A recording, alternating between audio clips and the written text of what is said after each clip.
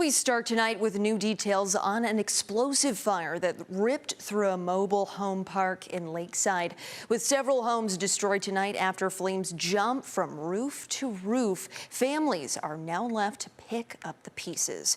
Good evening and thanks for joining us. I'm Steffi Roche. I'm Carlo Cicchetto. That fire started this afternoon on the border of Lakeside and El Cajon. It quickly spread, forcing families to run for safety. Tonight, neighbors are sharing their close calls and the efforts that helped save lives. CBS 8's Richard Allen has our top story live from the scene of the fire. Richard? And Carlo and Steffi, unit number 39 here at this mobile home park behind me here was unfortunately one of the casualties of the Coches fire, which at this point is 75% contained. And while the spread was halted at just shy of 5.5 acres this afternoon, it wasn't before a handful of homes, including this one behind me, were destroyed.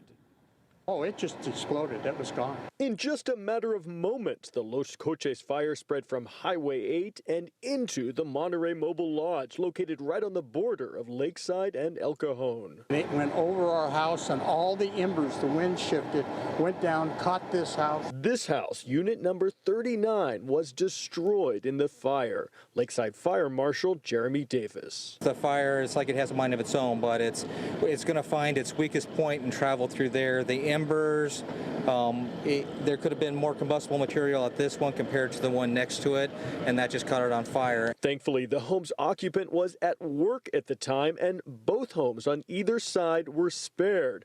But this was not the only loss. We've got at least 4 structures, but possibly 5 that have been destroyed by the fire.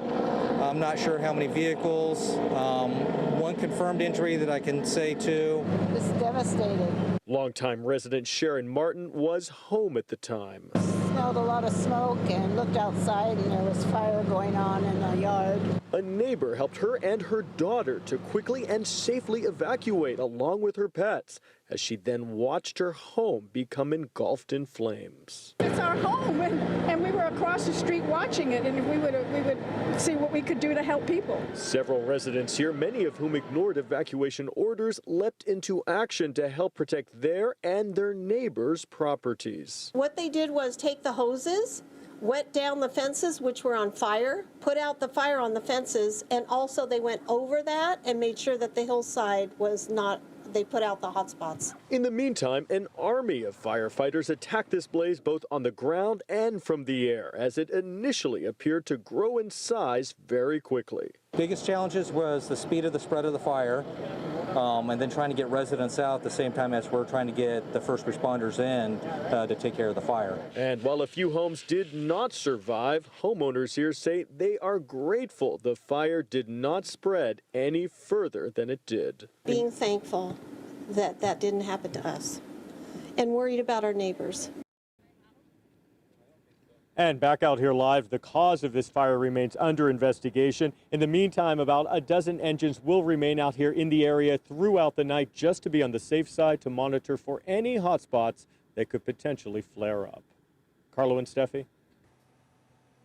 All right, thanks, Rich. Now our coverage continues with Chief Meteorologist Carlene Chavis. And Carlene, you're looking at those conditions, you're tracking those conditions right now out in Lakeside. Yeah, things are a complete polar opposite from where they were when the fire actually broke out. When you think back to where we were this afternoon, we were dealing with highs that were in the 90s across inland valleys, and Lakeside included had 90s for several hours starting at 1 p.m. Now, when we look at the current conditions, well, things have definitely changed up in the forecast. We're cooler. 72 degrees is the current temperature for Lakeside. Also higher humidity. At the time the fire broke out, humidity was down to about 23%. You're now seeing 59%. Recovery has happened in the atmosphere. Also talking about calm winds. At the time that the fire broke out, we had some wind gusts that were into the teens. It's not until we got into about the 6 o'clock hour we started to see those winds calming down with single-digit gusts. And right now we're talking about calm sustained winds as well as calm gusts. So